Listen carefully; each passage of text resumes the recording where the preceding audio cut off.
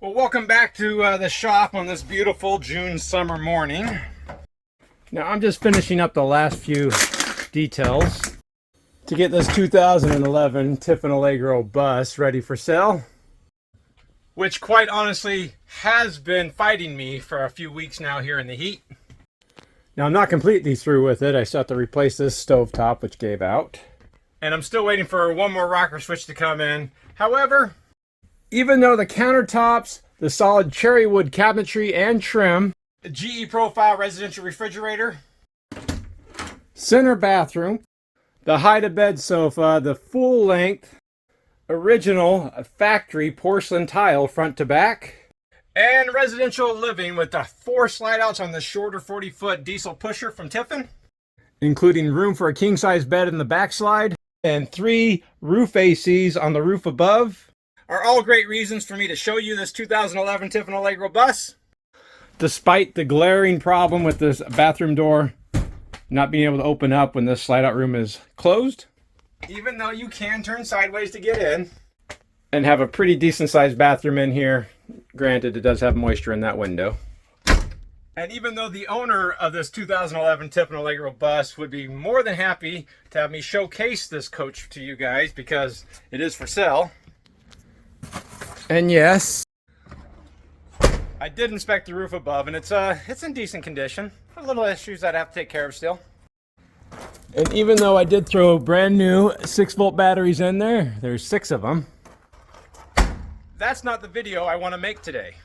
I first want to make a thank you video to a viewer that commented about my motorhome and alerted me to a problem that they saw in my 2001 Beaver Patriot Thunder. A few weeks ago, I had a late model Jayco Eagle travel trailer that my friend Stacy wanted me to upgrade to be an off-grid cabin for him, or at least an off-grid office.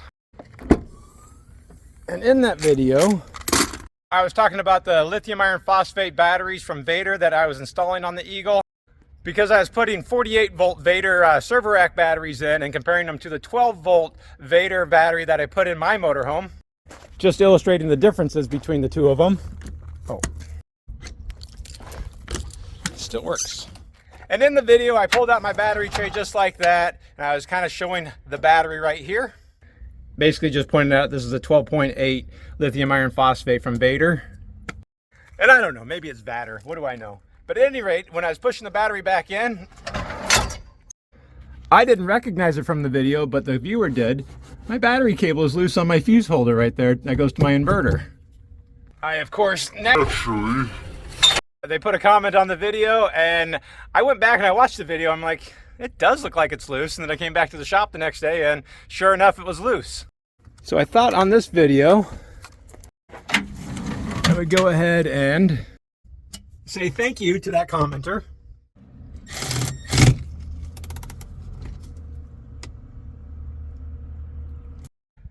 Thank you. And then do a follow-up on the performance of the battery, since it has been about 6 months since I installed this battery. And while I may not pride this channel on full disclosure, as there's a lot of my personal life in it, I do try my very best to be honest. Now with that battery cable safely tight, I can address another comment I had about my installation of this battery. May not have covered exactly why I put the battery terminals facing inboard like this rather than on the outside, especially when you factor in the inconvenient location of the on-off switch right there. Now I wish I could say it was a bold engineering decision because I didn't want the terminals right here that would be right up against the metal compartment door, but mostly it's because I'm lazy and the battery cables weren't going to be long enough to get to here and pull in and out safely, especially when it comes to some of the shorter ground cables there.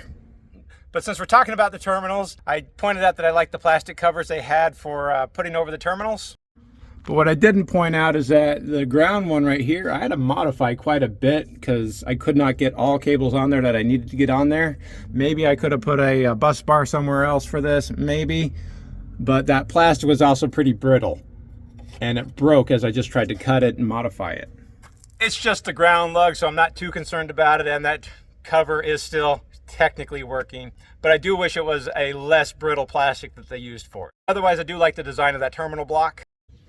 As far as the steel casing that's around this and the handles, good design. I have no problem with that. Like I said, I don't tear batteries apart. I have watched a number of channels tear this battery apart, and it does look like it's made pretty well.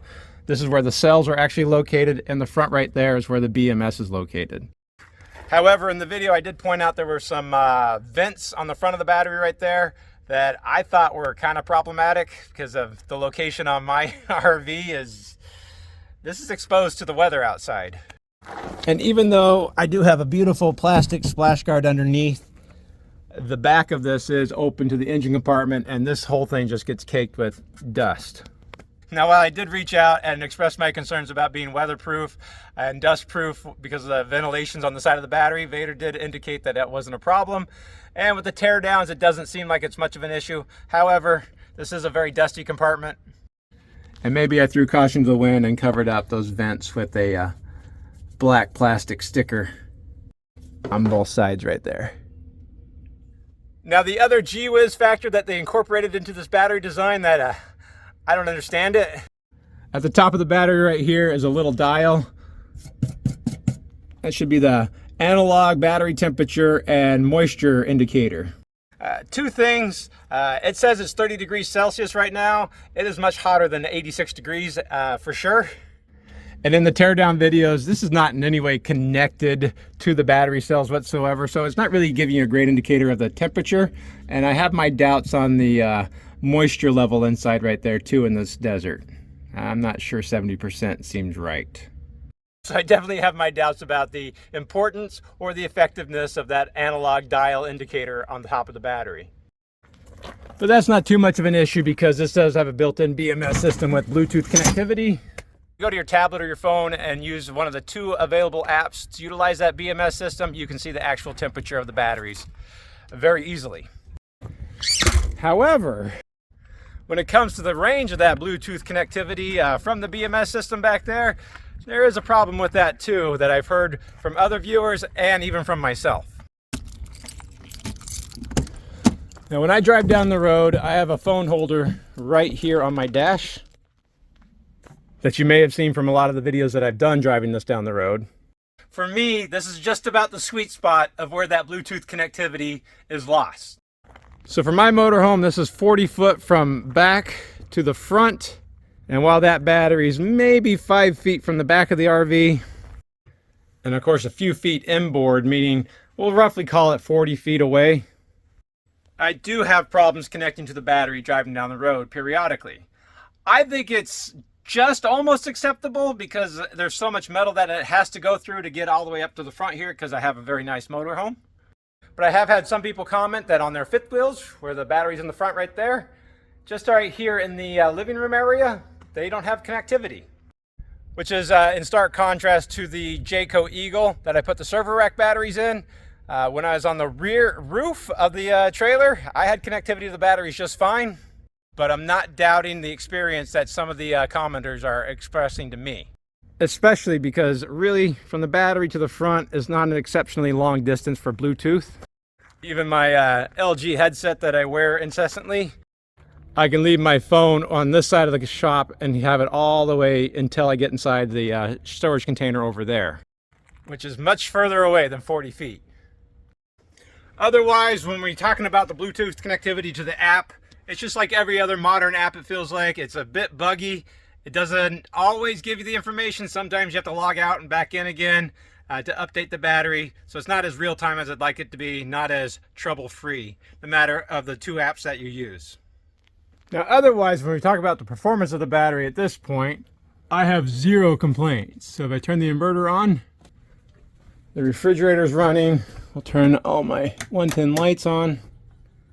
With the fully charged battery, it's saying 13.6, which is probably nicer than I was getting before because I had a loose battery cable to the inverter.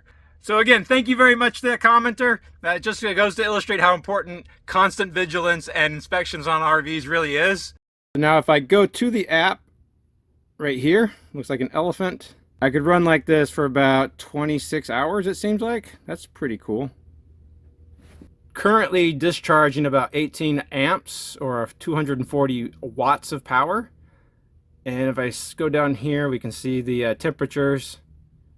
I don't know, I guess 90 is about right. Feels a lot hotter than 90 degrees to me. For all the people that want to see the individual cells voltages, it's right there at the bottom.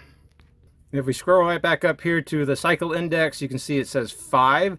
I unfortunately have only been able to go on a few overnight vacations with the RV, so I've only cycled the battery 5 times.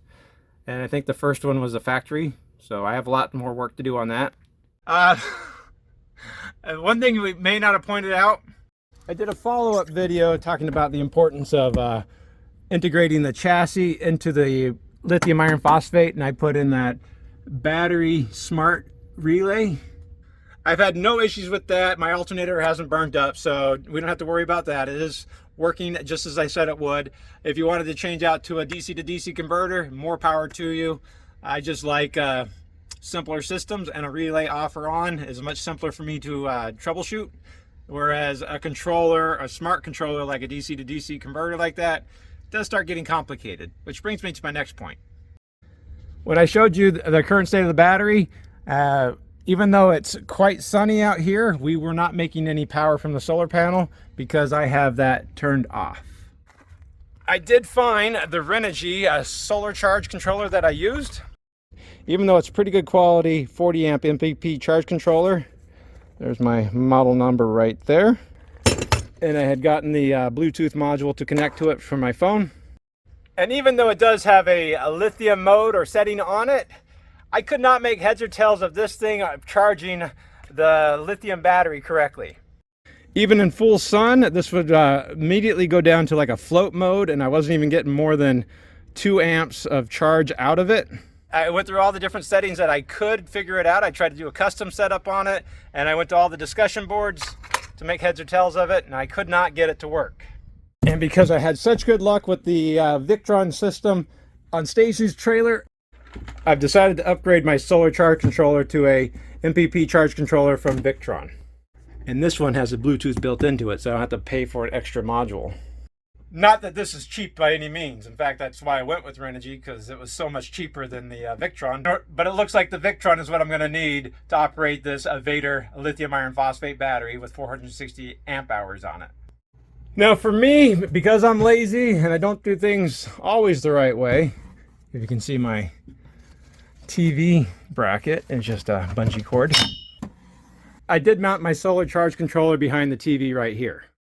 Because when I mounted my two 380 watt panels on the roof in the back, the easiest place for me to route the wiring from the panels was right here, and the TV is right below here.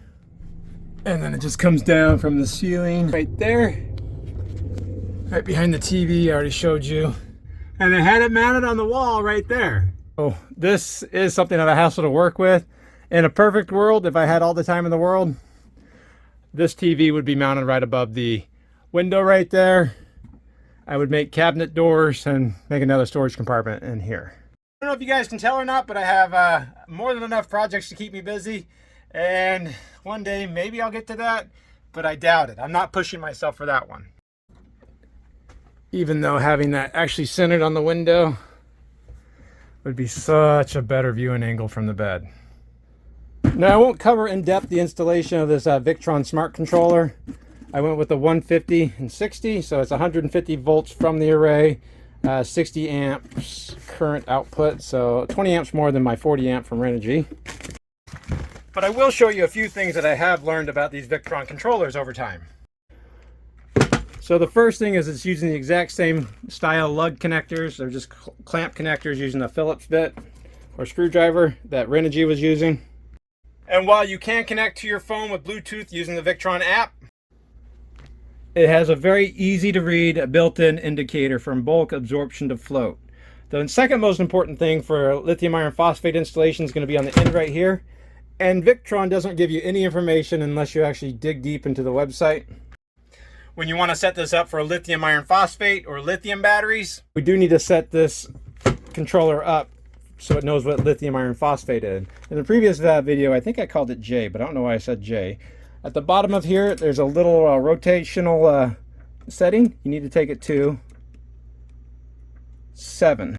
There is a tiny little arrow that's pointing at the 7. That puts this charge controller for preset settings for lithium. While there is some settings capabilities through the app itself using Bluetooth, that little hidden setting right there is the most important one to know about. Next to it, it says VE Direct. So if you do have a established Victron system that maybe has a servo or a servo SGX like this, you can have this talk to your solar charge controller using that VE Direct cable. This is not the standard Ethernet connection. This is a almost proprietary cable. You will have to order that from your Victron supplier. They're calling it a Victron Energy VE Direct cable.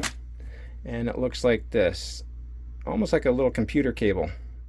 It'll plug in down below there, and to one of the VE Direct ports that you might have on your Servo GX. And then using the Servo, you can log into the Victron app, and you can see the entire performance of your system, including your solar charge controller. I don't have an entire system, so this is the only thing I'm going to be using, which is going to be the Bluetooth app. Otherwise, very simple installation right here. We have the PV connections and the battery connections. I know everybody's always concerned about not connecting PV unless you have your battery connected. Yeah, fine, whatever. Make sure that you don't hook up the PV until you get your battery connected to here. But of course, you guys do you, and follow the instructions from the manufacturer. Now, I've already laid out some holes right there for the controller's going to just hook on.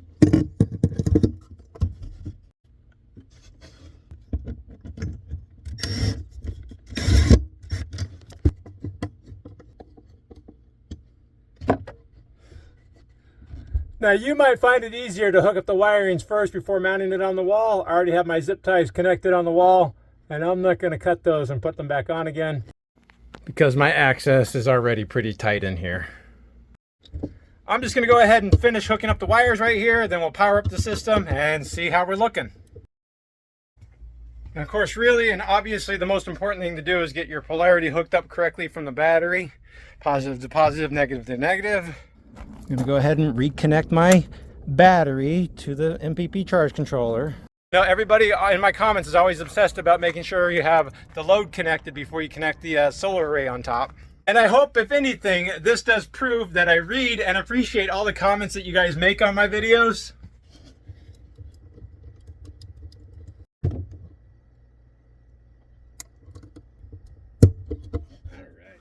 I go ahead and bring you in right here. You can see that we already have a yellow light on absorption. And if we go back out front, we'll see what the batteries are seeing. So it looks like we're putting out about 20 amps at 14.2 volts. The panels themselves are putting out 66 volts at almost 5 amps. Now, it always seems like whenever I'm doing a solar video, the Arizona sky goes out of its way to prove that it's cloudy, but the sun did just pretty much emerge from the clouds over there. Let's see, so it looks like now we're only using 183 or 184 watts of power. Our estimated battery life is creeping up, well, about 30 hours now. 30 hours should be more than enough time to run my refrigerator and all my lights into the next day. That basically just means I have unlimited power on my battery thanks to my 460 amp hour Vatrer battery. Now, my solar array is not the biggest array you're ever going to see on an RV. If you have a residential refrigerator, I definitely recommend at least 300 watts of panels to at least get you through the night. I have a little under 900 watts of solar. Between this array there and my two other solar panels that I put right here from the original factory wiring. But remember, I'm not running my roof ACs off the inverter.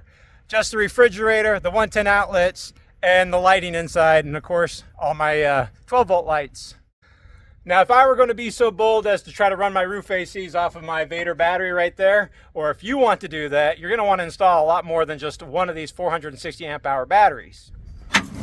Now, for me, that would be a little bit difficult. I would either have to relocate my chassis batteries or relocate my house battery into my basement right here, which may or may not be something that I would ever want to do, even though the inverter's right there.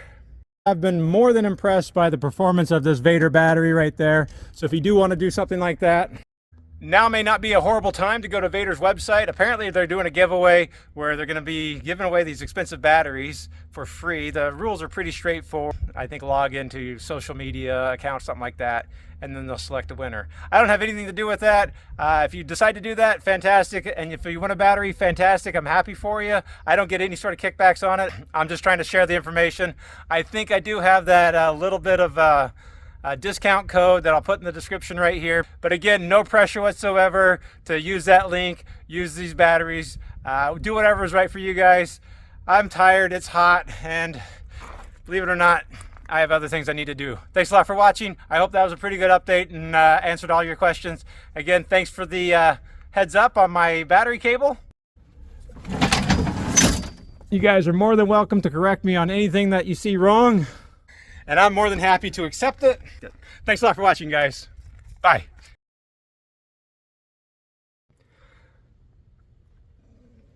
Sure feels a lot hotter than 90 degrees for sure. But about that Bluetooth range, from the dash up here, not only can I get the Victron Connect in the bedroom, but I have a smart thermostat back there too. And I can operate that from the driver's seat just as easily. From the exact same position here. I do think that's an improvement Vatrer could very easily make if they chose to make the range a little bit better. See, I told you guys it was a lot hotter in here. I really can't believe how quiet this thing is. I didn't know it was running. It's nice cold air coming out already. And yet modern RV manufacturers can't figure out how to make the plenum quiet. Even when they go out of their way to make it decorative and beautiful. And so I have the engine running on the motorhome right now so everybody can see. It does show it's charging. It tells me that the battery is accepting about 40 amps of charge from the alternator. Sure, I could turn on the generator, but with a Cat C12 under the hood, why bother?